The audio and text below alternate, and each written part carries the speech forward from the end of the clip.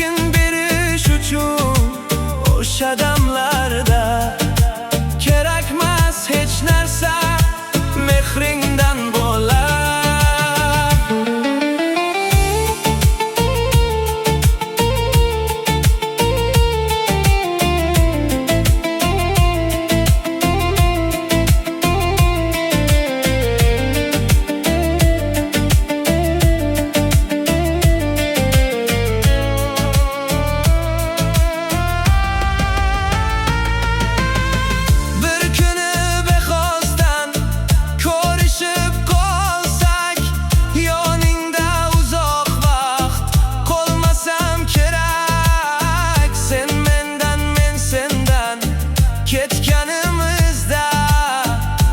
Qismat aybdor bo'lishi kerak. Bir kuni bexosdan ko'rishib qolsak, sevgidan asar ham qolmasa kerak. Nega o'tgan damlar esga tushadi, ayt bir-birimizni unutgan bo'lsak.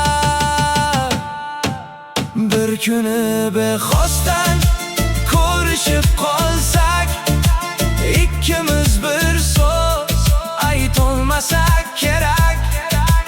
Nigohlar to'qnashgan soniyalarda yuraklar o'zaro dardlashsa kerak. Bir kuni bexosdan ko'rishib qolsak, mendan ko'p qiynalar bechora yurak.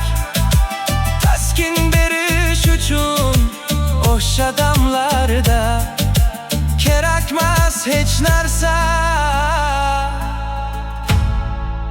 mehringdan bo'lak.